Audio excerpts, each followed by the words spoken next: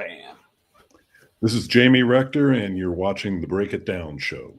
Whew, it took me a second to get all my buttons pushed and get everything dialed in. I appreciate you being patient with me. And it's funny, we share a connection with a friend of mine, David Holthouse. I was talking to him, describing you, and he's like, "Are you talking about Jamie Rector?" And I'm like, "I am." And so it surprised the shit out of me. And as I was doing that, I had my phone in my hand and I was typing an email back to you saying, "Hey, I'm excited to have you on the show." So I'm excited to have you on the show, man. Well, thank you very much, Pete. You study. Okay, so here's the thing I don't like, man. I'm from California, and I don't like being lied to by people in the news, politicians, that kind of thing. And so when you got a guy standing, I don't know, about a mile from the La Brea tar pit saying, "You see, gas is expensive here in California because we're on an oil island, and we have to, and they're like, no, we're not. There's oil right under. There's a lake of this petrochemical right there by us. Why do we lie to ourselves here in California and act like we don't and haven't ever had oil to the point where we even have derricks on the beach in Santa Monica? Why do we do that?"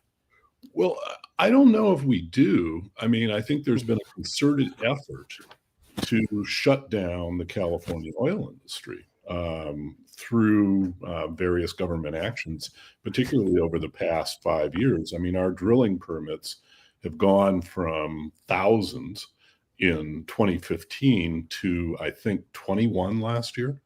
I mean, it's a concerted effort, right? The SB 1137, which limits where you can drill, the ban on fracking, all kinds of things. I mean, this is a real concerted effort by the state to eliminate oil production in California, even if there is a lot there.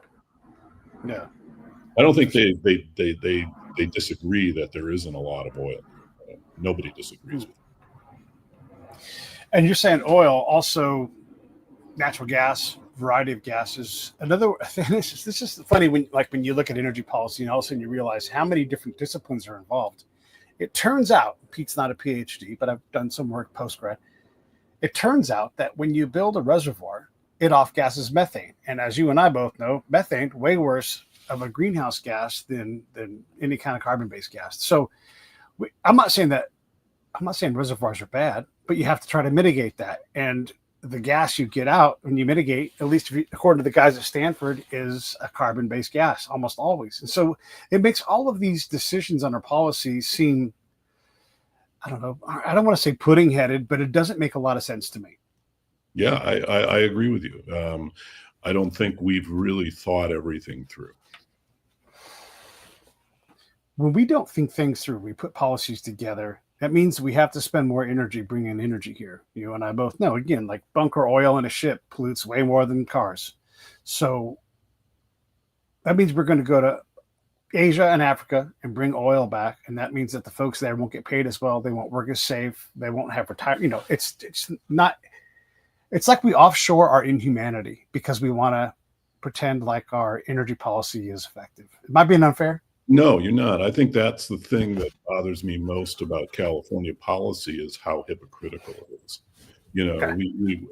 If we just owned it and said, "Hey, we're just exporting our emissions because we don't want to have them here," and that's just the way it is. Tough. We've got the money and we can do that. But what's happening is we're basically saying we're holier than thou. We're clean. We're green, and we're actually terribly dirtier. To the world, at least, than if we drilled and produced our oil here. My friends and family in Benicia, where I grew up, my hometown, that hate the refinery there are happy because they're going to have clean air now. By the way, right across the street, Martinez refinery, just down the road, Richmond refinery. But in their minds, they've won some kind of war. But what I see is the plumes of smoke coming out of a bunker oil fueled super tanker that's unnecessarily, shipping 6,000 miles, sometimes through conflict zones. And it breaks my heart that we're so bad at this when we should be the other thing. We should be leading in how do you partner with the extraction and refining of oil. I don't know why we refuse to take responsibility for these things and then act like you said, like it's clean somehow. Right. It definitely isn't. It definitely isn't. What are some of the examples that you could think of where it impacts the folks in Asia and Africa? Because I know it happens. I just don't know all the exact specific answers. Well, our biggest source of oil in California is Ecuador. And where do they drill for oil? They drill in the rainforest. And so and it's not like they do a particularly great job at being environmental stewards down there. This is done by generally Chinese companies, PetroChina and other organizations that are going over there.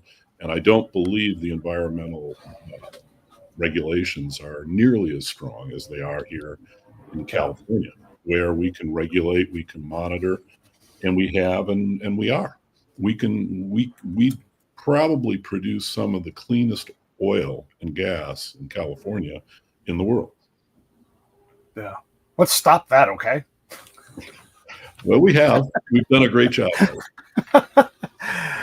The tax benefit aside from having all this oil right under our feet and the ability to refine it, we, for whatever reason, this is the stuff that doesn't make sense to me. In Benicia, we fought successfully to not allow oil by rail, even though it's not as safe as a pipeline, but it's safer than a ship. And we were so proud of ourselves. I don't understand this dissonance that we have in so many different areas with energy policy. I honestly don't either. It seems like I know at Berkeley we've completely focused on the next generation, the transition fuels, the renewables, geothermal, everything that's going to happen in the future.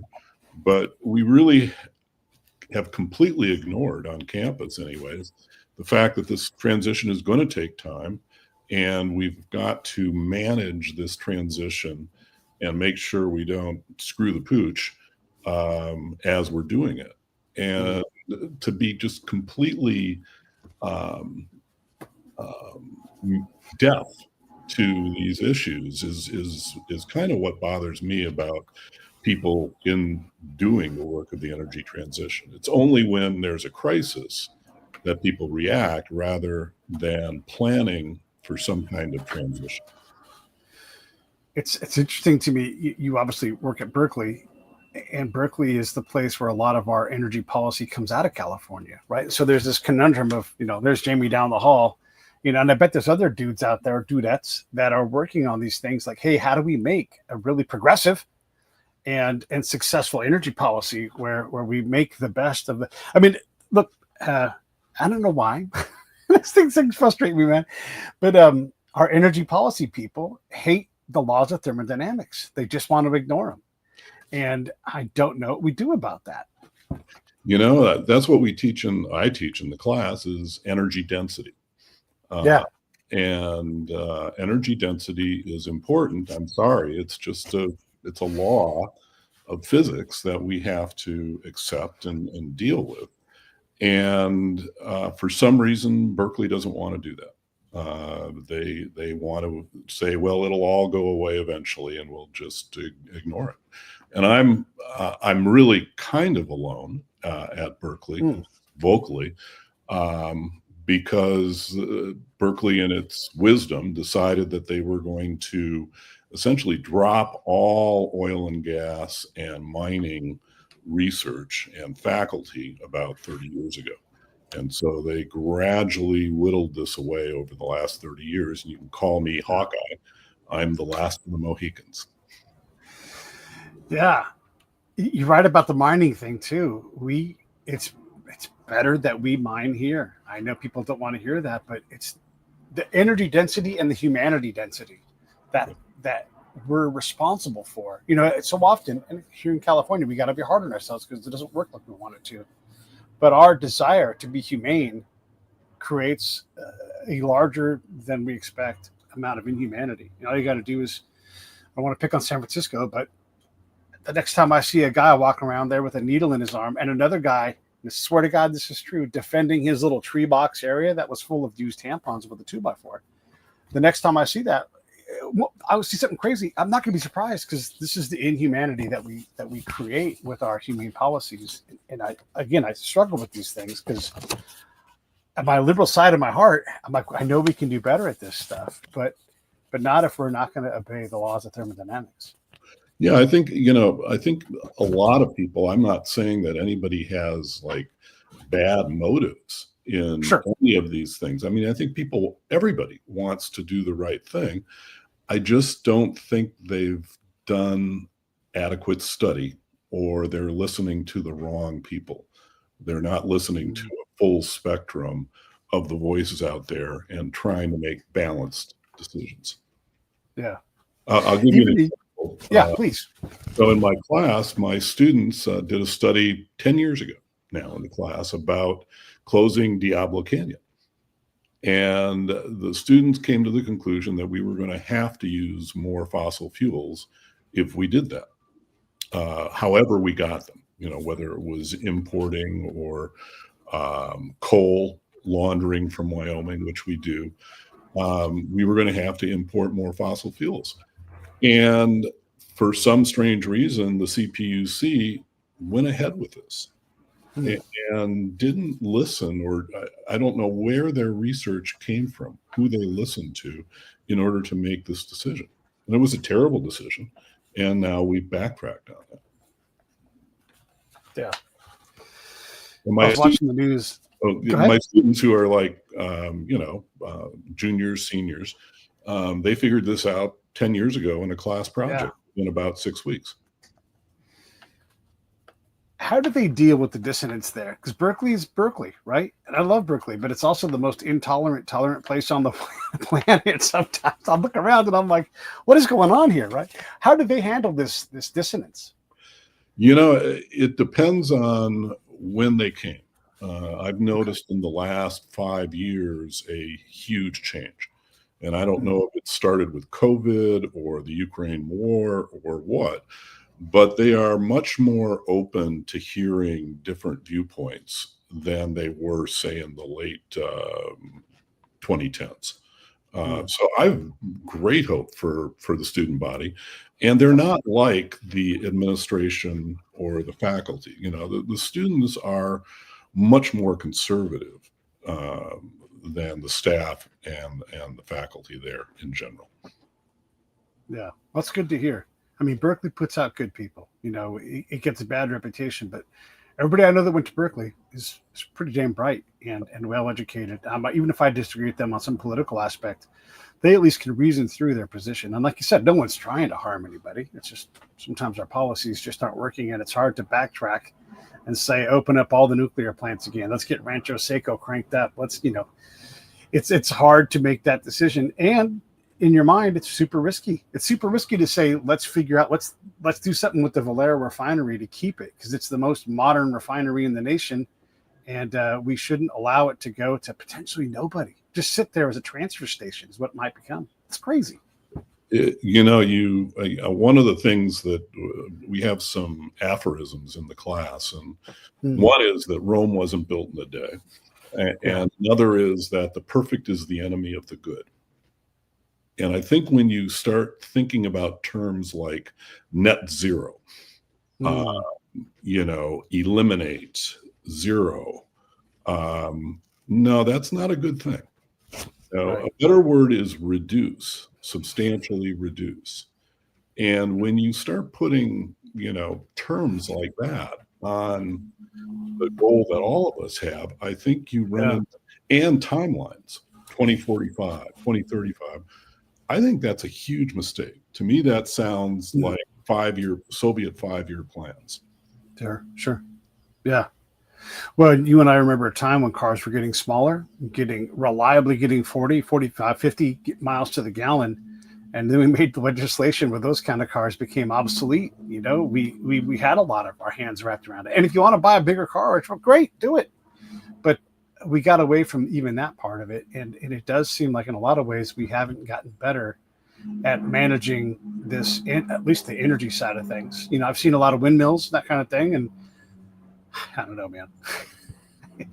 It frustrates me when I think about how out of step we seem to be. And then you go to a place like Texas, and they're drilling like crazy. They are and they aren't. There are some places. If you go to West Texas, and you've probably seen Landman. I don't know if you've seen Landman. No, I've not seen it, but yeah, I'm aware of it. It's worth watching for sure. I mean, that really is a fairly decent portrayal of what goes on in West Texas. And it's a tough business. They are doing a lot to the ground there, and they're starting to have real environmental problems, subsurface environmental problems, because they are fracking, but mainly because they're pushing around fluids so much. They're putting them underground at high pressures, inducing seismicity. They're contaminating their reservoirs.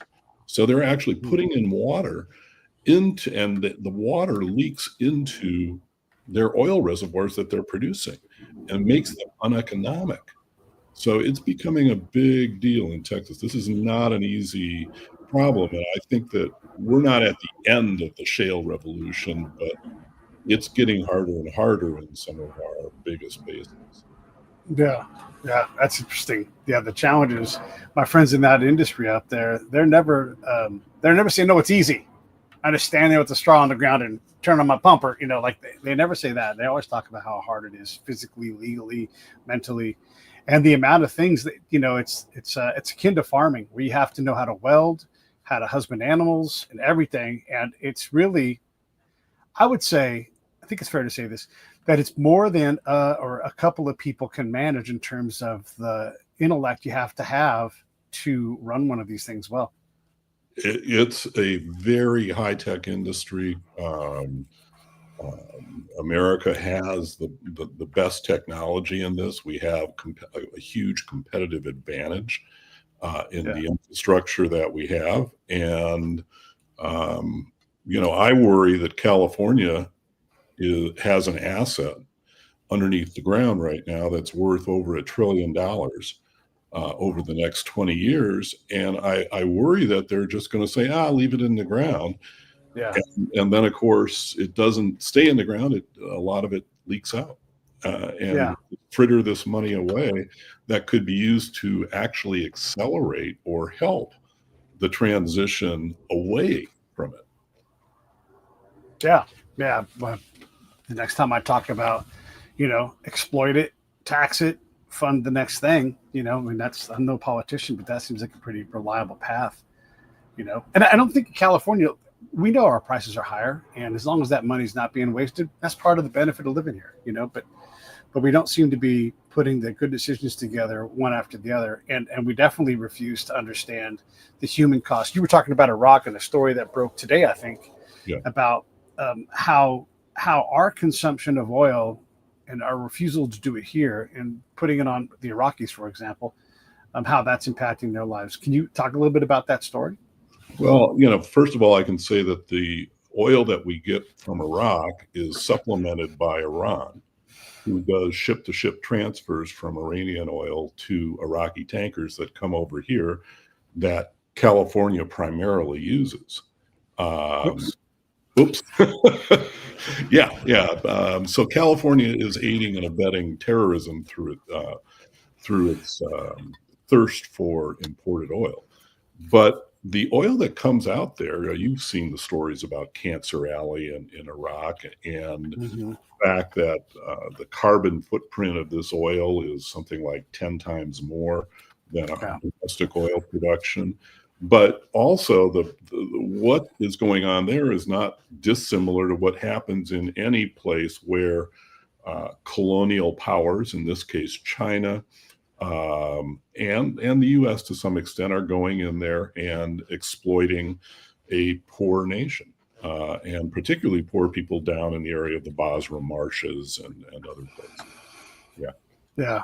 Boy, the Basra Marsh people have had a tough road. It's never easy on those guys. It's sort of the bayou, everybody who's listening, and it's super hot, super humid, and they become political targets as well. So it's not a surprise to hear those guys suffering. I mean, it's Iraq hot with humidity. That's what you have to imagine. And these folks live on the water, and the water is a vital asset to their well-being, movement, consumption, crops, everything. They need that water to be protected. And quite often, again, they're not protected. They're the target instead. Yeah, it's very sad. Yeah. When we think about thermodynamics in policy and trying to write papers, you got. I mean, let me back up. So we're talking a lot about the engineering side of this stuff, and you were talking about seeps earlier, and I mentioned the Brea tar pits and all of that. So what have you guys learned? How much has your mapping of the seeps helped California get better, smarter, even if they're unwilling to use it? I mean, what's the difference that you guys are making, I guess? So it's very, very simple. And I'll give you a little backdrop. This came out of another project that one of my student groups did last year. And we started thinking about abandoned wells and what were the emissions from abandoned wells and how much did it cost to plug an abandoned well per, say, dollar per ton of CO2 or methane reduced, right? Is this a good bang for our buck? And then from there, I started thinking, hold it. I know there are seeps like in the Santa Barbara Channel and places like that. Yeah. And so if I plug and abandon a well there, what happens, right? Mm. And the answer, I mean, kind of in my common sense head is, well, this is just like whack-a-mole, right? Because the oil and gas are under pressure and buoyancy is lifting them up to the surface. And you're just putting your finger in one hole of a very leaky dike system.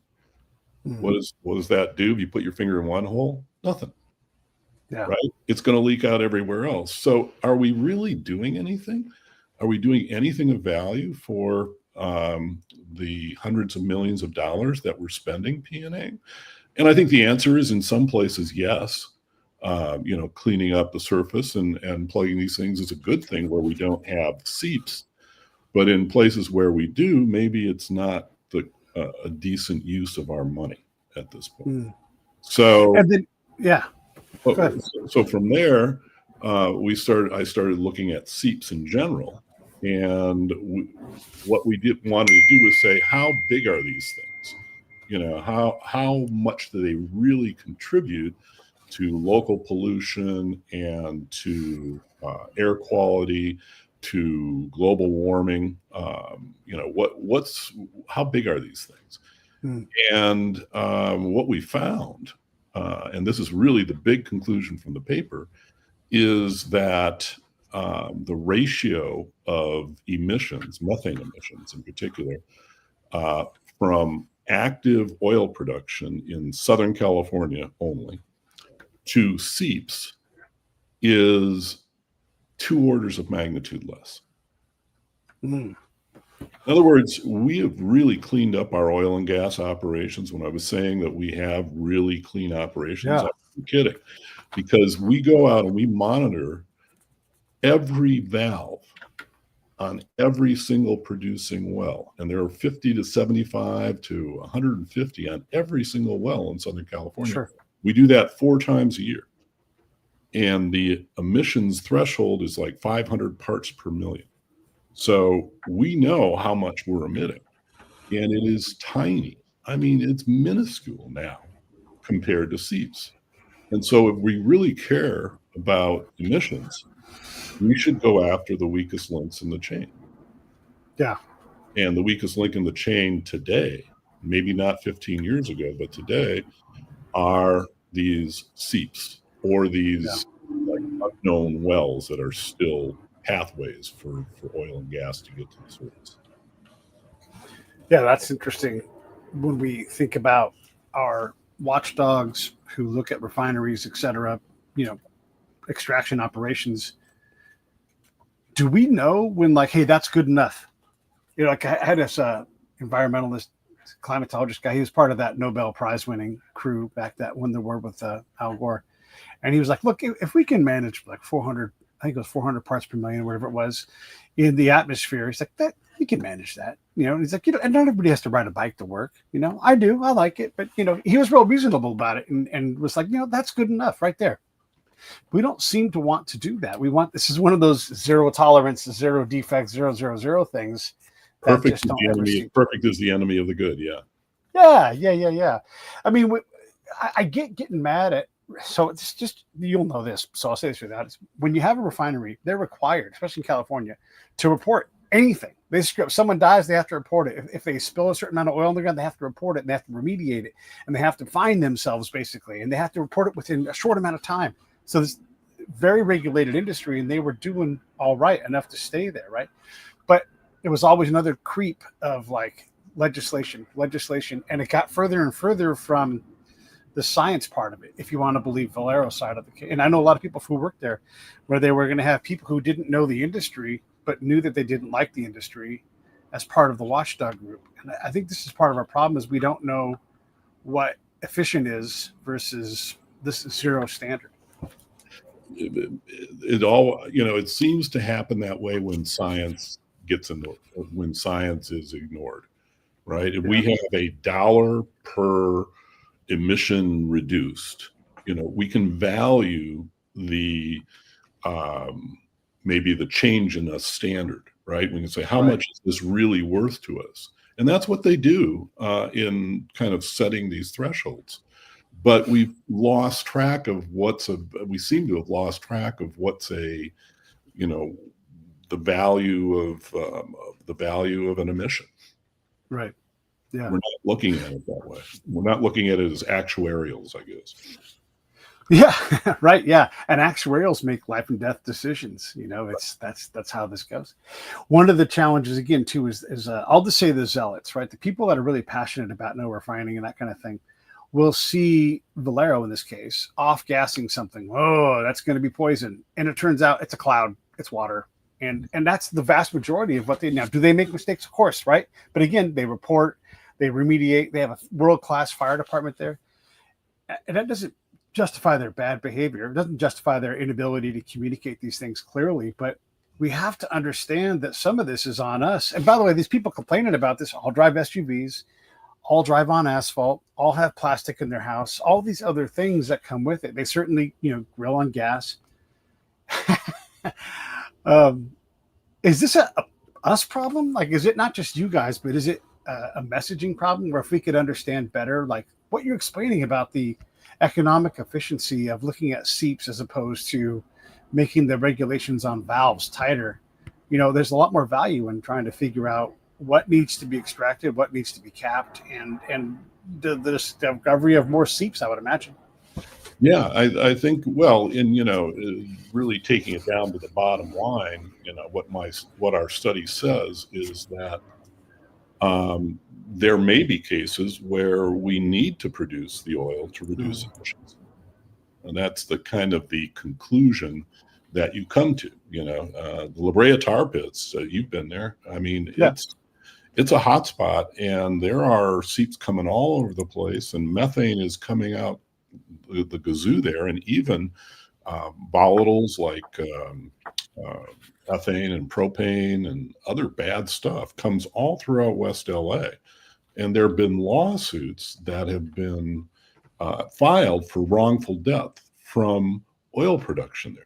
Right. Well, maybe that was true 20 years ago. Today, that can't be true. They're too regulated. So if we continue to have health issues and other things that many people have associated with oil fields, it is the oil fields, but it's not the production. It's actually the seeps. Yeah. How do the seeps respond when there's a wildfire right in their area? I mean, does that in any way impact what the seep off gases or does? No, well, I think it's more that the fire is enhanced by the seep. I mean, people have died in Ventura County when they lit a cigarette over a seep. Wow. From Jeez, I didn't expect you to say that. Yeah. No, there are areas that were that powerful in terms of seeps. Or maybe they didn't die. A horse died. I know that. I know there's a story of a horse dying, but maybe the guy didn't die. But you get what I mean. I mean, they're dangerous. Yeah, they can enhance fires. Yeah. Yeah. I have a great aunt who didn't make it past 15, died unexpectedly. And there's a belief that she was exposed to some kind of gas, because there was no good reason for her to die healthy than dead, and it wasn't a heart attack. It was something, it seems to have been something that attacked her. Well, it doesn't matter. But yeah, these things happened when I was in Iraq. I talked to a lot of farmers, and they would say the most brilliant things because they're simple people who want simple solutions. And this guy said, "You guys have spent $1 trillion." He's looking around. We don't have electricity here. We don't all this money. We don't have a high tension energy grid that you guys built for us. Why is that? He's like, I can light the dirt in my backyard on fire, and he wasn't lying. Like there was ooze everywhere, right? And so this is the thing that we tend to, and I'm going to add to this. This is a thing we tend to export is our belief that green energy is ready, or some kind, whatever green energy even means anymore. Um, when we go to help stabilize Ukraine, 100% for sure, we're going to demonize the billionaire class who are industrialists who know how to scrape dirt and pull titanium out of it or extract energy. We're going to hate those people. And we're going to say, let's do startups and let's build solar panels or some kind of thing like that. It's not watch us do it. So it's part of the playbook. And so we'll extract or we'll export our problem to a place that just, if we just left them alone for the most part, they know how to pull things out of the ground. I mean, they're great industrialists in Ukraine, but we have this passion, this zealot like need to push forward this green agenda that doesn't seem to add up in terms of what we know and what we can do. It's neo-colonialism, isn't it? Okay, yeah, you're right. Yeah. My colleague Ahmed Berduzaman, who co-teaches the course, is getting back from Bangladesh. He's a Bangladeshi, and he said he was just in a conference in Bangladesh where the EU came in and said, well, you guys got to put up a lot of solar. And the Bangladeshis have figured out over time that makes absolutely no sense in Bangladesh. And yet our Western sensibilities say, well, this is the only way to solve your energy problem. And in fact, in Bangladesh, the most sensible route for them is to drill the huge natural gas reserves that exist at the mouth of the Ganges there. Yeah. And so they're found a whole. Yeah. Go ahead. Yeah, so they're very resentful from what I, secondhand. I'm not talking that I know, but there seems to be a lot of resentment toward being forced to use certain energy choices in these developing nations. And they view, and if I know us, yeah, we've probably picked the wrong people to back for those things, and we've created political intrigue where there was none. We have ignored the problem that they have, and any country that doesn't have enough electricity is unstable. We tend to, when we go places, this is Pete's direct experience.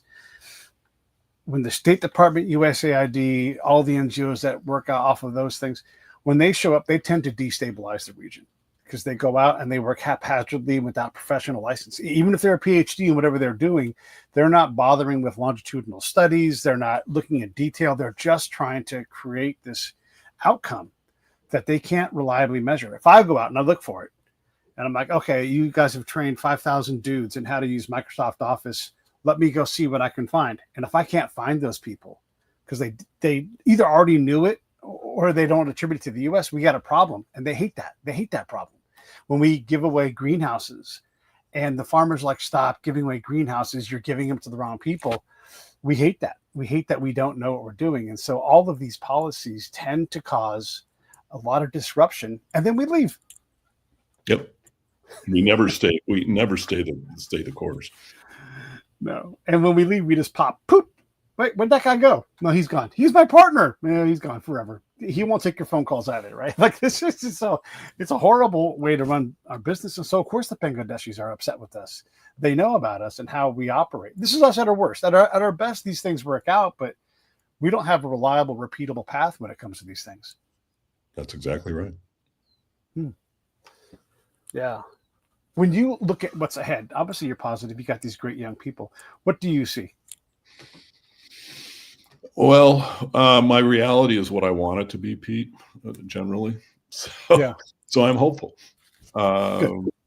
I'm hopeful that reason and science and logic will ultimately prevail, and the insanity that the insane path that we've been on for probably 10 or 15 years, which has had some real benefits as well. It's never black and white. Right. Maybe it's 75% ill-advised and 25% smart. So, or whatever the number is, maybe it's 60-40. Sure. But I think that, the truth is going to come out eventually. And I think we will manage this transition in a sensible way. And eventually we'll realize that, for the most part, good is good enough. And Yeah. we can't be perfect, and we'll moderate our stances, hopefully on both sides. When I want to pick with the train people and I want to get them riled up, I'll mention that oil is great on trains and we should just build more oil transport. Boy, oh boy, do they hate that. They get so mad. Oh, it's so funny. There's so much emotion involved in it. I'll tell people that I've worked in oil and gas for decades, and they'll walk away. Yeah. They'll Yeah. I mean, it's truly amazing the visceral hatred people have for that industry. Back in the day, I can kind of understand it, 100 years ago, for sure. I mean, it was rape and pillage, and talk about colonialism. I mean, it was horrible. But I think we're at a different place today. And when I compare the tech oligarchs and the people that have made billions off of tech with the people value of the oil companies and the people that are working, and they're not evil. They flat out aren't evil. But and one of the things that has bothered me about the industry, though, in general, is that a lot of this is its own doing, not just simply by what they did a long time ago, but what they've done in the past 20 or 30 years. And what they've done is they've run away from places like California. You won't find very many oil companies. Chevron ran away. Yep. They used to have all their research head offices here. Arco had buildings downtown. Shell, they were all over California. So you would meet them in the local supermarket. You would talk to them daily. They were part of the community. And so you got a more even view. But now, since the industry ran away to Texas, and it was a purely monetary decision, now you have this huge polarity, between California and Texas. And they're both oil states. Yeah, when Exxon expanded its operation in Benicia, before it was Valero, same refinery, my school, we got hit by like almost doubling the size of our class. There was just so many people that came in, and that caused a lot of money to come into the area. And I'll say it, like, Exxon was great. Like, how do we help? What do we pay for? Ask them. They would write checks. I don't think we even asked enough. We should have just said, we want more, and just traded the money for because Benicia's a small little town. But we got away from that symbiotic relationship. Just for anybody who's watching, the Valero refinery used to be at Exxon. They produce the predominant amount of asphalt in Northern California. And you would think, hey, the roads in Benicia might be a little nicer. They are not. And they're not going to get better if we're going to not have that plant producing it. And whatever the cost is to produce it in Benicia, the energy cost, the financial cost, it's going to be exponentially more to bring it from somewhere else. Who provides the fuel to Travis Air Force Base? Guess what? It's Valero. And there's not going to be a more energy efficient solution that involves bringing it in from somewhere else. It's just not going to happen. No. And so we have these outcomes that don't match up with what we want from our policy. I know we've kind of covered this a lot already. Let me ask you a different question altogether. Well, hold on. Before you do that, I'll give you some stories about it. It reminds me of farm to table. Oh, yeah. What's the best way to produce food? Is it to produce it somewhere and export it halfway across the world? No. Yeah. You Right. know. Anyways. No, but you're right. And in that farm to table system that we have, I had a PhD and she mapped all the motion for farming and everything comes from primarily California, Arizona. Like if you take those two states out, there's not a lot of other food being produced. And so there's a system of transportation that moves this. Some of it's barges, some of it's trains, and all these kind of things. And I'm not telling you anything, you know this, but to make that entire system improve in efficiency by 1% a year, it would be a miracle to sustain that kind of growth. And so it has improved, maybe not as fast as possibly possible, but is that even possible? So when we look at these systems that are seasoned into efficiency, and then we think we can just snap our fingers and in 20 years make something that's significantly better, that just ain't happening. But we've gone the opposite direction in oil production. Yeah. Oh. Yeah. Yeah. People who don't know the oil industry, you're right. Like it's so reviled. These folks get yelled at all the time. I mean, it's crazy to see my neighbors and my friends not get along. And this is old technology, everybody. There are companies that are subcontractors for the contractors who work for the refinery. And all they do is they bring their X-ray robot and they X-ray every valve in that refinery all the time so that there's not even an accident. Everything happens ahead of the accident there. That didn't used to be the case. It used to be, I grew up, you could see the refinery from my backyard, Jamie, and it would like off gas, these 100-foot tall flares back in the 70s and 80s. That doesn't happen anymore. No, it does not. The state and the refinery worked together in a way where it was symbiotic. Not it's a terrible word to use because it's not a biological thing, but they work together to make a more efficient system that we benefit from today, as long as we allow it. Yeah, like you said, I think it's a question of degree. How perfect do you want things? And I think we've done a great job. I think California Air Resources Board and California in general, with the low carbon fuel standards, it's done great things for the state and reduce pollution, and we should be really proud of that. But there's a point of limited returns. And that's what we've got to examine now, in my view, at least in the case of oil and gas production. Which brings back to the thing I wanted to ask you about. When you look at the tools you have available, obviously you know a ton about your area, but this quickly gets into economics and other types of things. What kind of multidiscipline students do we need to create so they can help us? Or are you guys already doing it? Maybe what do I know? Maybe you guys are already doing it. Like, do you have political scientists, seismologists, economic guys who are like, come out and like, I have a more complete solution? Or I don't know. What do you think about the multidiscipline nature of all these problems? Well, I guess what I would say to that is that, the kids at Berkeley are, like I said, amazing. They can integrate an incredible amount of information, at least the best of the best that I've been privileged to teach over the years. So I don't think we lack the intellectual horsepower. As far as what we teach them, I think what we've got to be very careful about is not indoctrinating them. Not, teach them to think, and don't teach them biased viewpoints. And unfortunately, I think that, particularly in the liberal arts, I do agree that there is a huge amount of bias in our educational system. And that's not going to be easy to unroot because, for example, in political science, the professor will come. I think the New York Times did a study of this where they looked at self-identified liberal versus conservative over time. And in 96, I think it was something like 4-1 liberal to conservative in professors. And in 2016, I think it was 43-1. Jeez.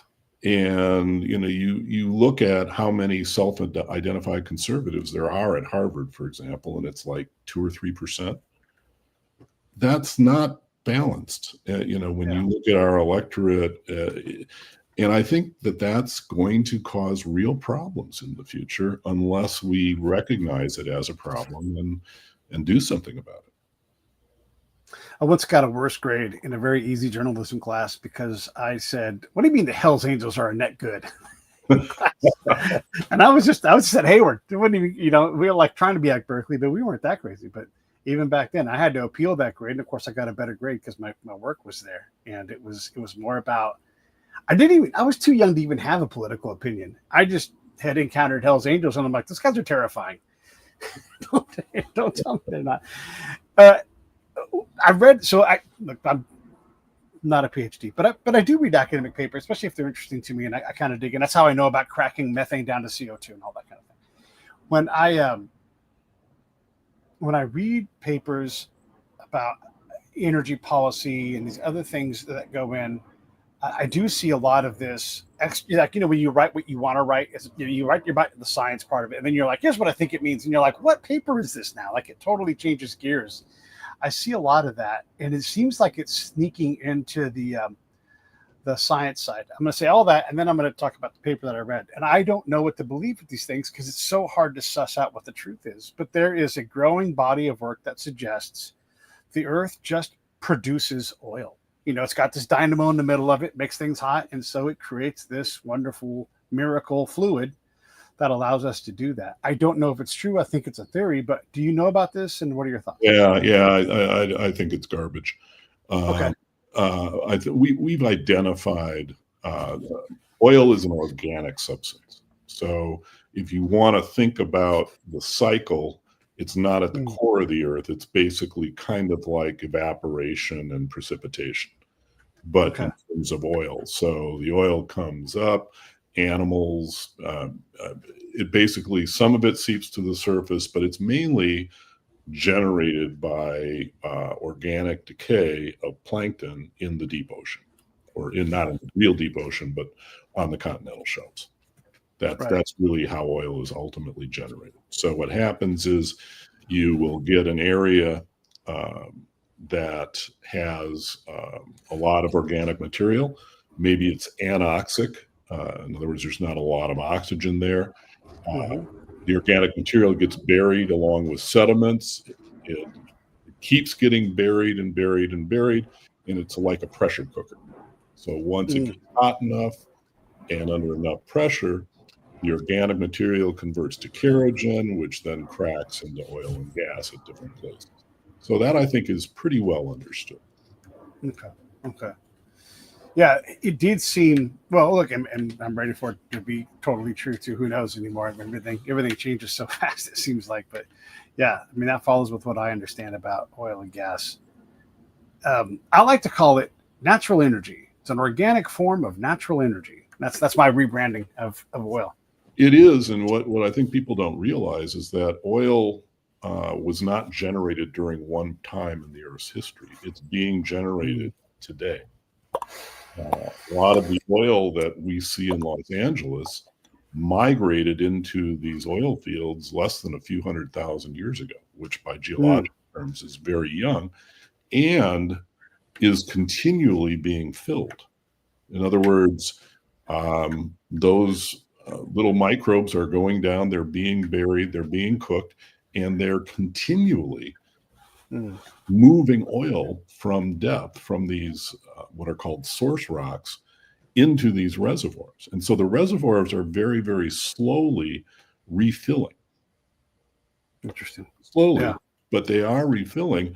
We're going to have sleep issues for millions of years. It's never going to stop. Yeah, that's crazy. One of the things too, Guyana just discovered, but recently discovered that, we got a bunch of oil. And this creates geopolitical war problems because now we have to, and I'm saying we because we love to do this stuff, we have to insert ourselves and protect Guyana from Venezuela because we don't like Venezuela because of their politics. And all of a sudden, this thing that should be wonderful news for Guyana becomes a daunting, threatening thing where they're going to have this eruption of class problems and everything else. This is where that political science side comes in. It's like, gosh, do we even need to mess with that? Or do we just let Venezuela absorb Guyana? I don't know. Like, what are your thoughts on just the enormous amount of problems and the complexity of them when a place like Guyana all of a sudden becomes oil rich.